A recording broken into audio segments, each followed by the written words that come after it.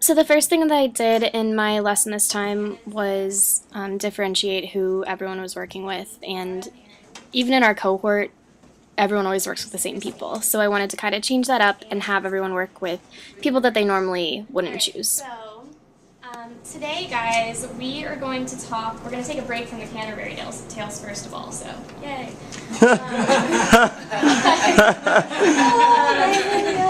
We are going to talk about something that you guys have all been coming up to all the time recently with your personal statements and your college essays, and you all have wonderful, wonderful ideas, and your essays are great, but there's one thing that I've noticed that a lot of them are lacking, and that is a good hook in the beginning, a good lead to all these essays. I really wanted my mini lesson to be something authentic and kind of real world, especially for my particular senior classes who definitely have a lot of trouble actually getting into stuff if it's not something real.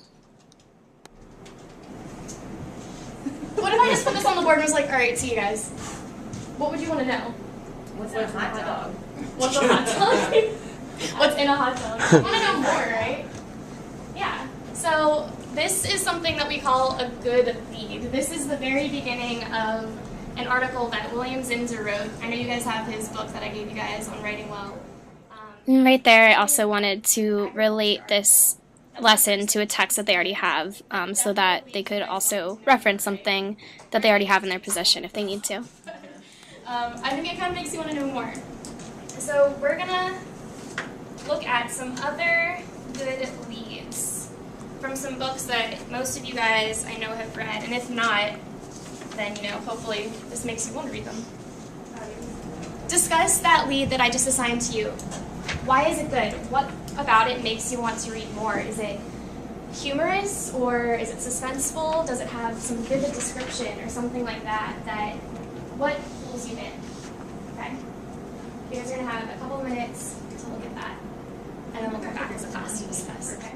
So during this part, I really wanted to guide my students into figuring out what a good lead is. And one thing that I do wish I had done differently is to not include the title of the books on the handout that I gave them that had all of the examples of good leads. I think that it was kind of distracting, actually, to have the titles and, have all these preconceived notions about the text, since, there was something from Twilight and Hunger Games and some other girlier books like Speak. So maybe that's something I would change in the future.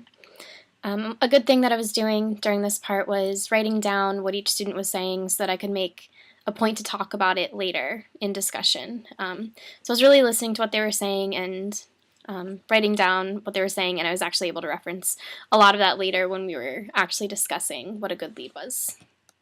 We're going to come back together, guys, and go around to our tables and find out what is it about these passages that really made you connect with them or made you want to learn more. And can I have a volunteer to write some notes for me on the computer?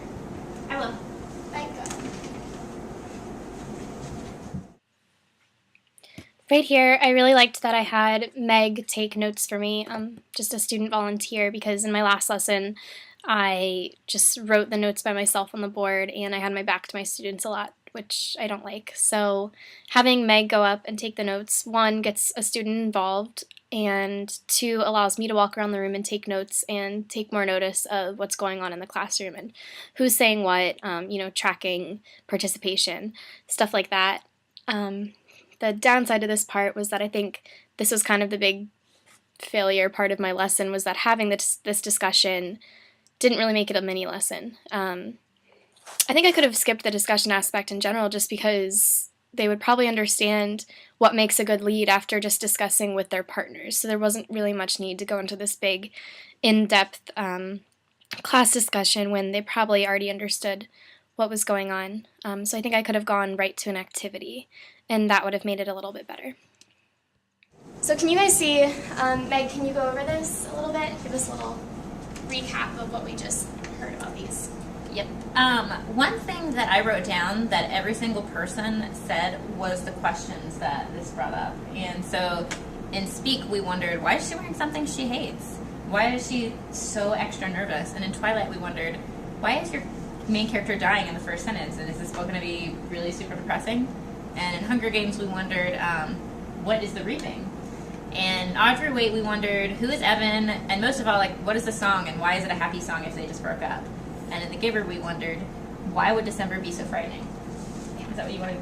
Yeah, that's perfect. And we will be putting this up on your blackboard after class, so that you guys will have this to reference. But, so again, it's like this thing that captures your reader. And in a lot of your personal statements, I know you guys are having trouble with this. You don't really know how to begin.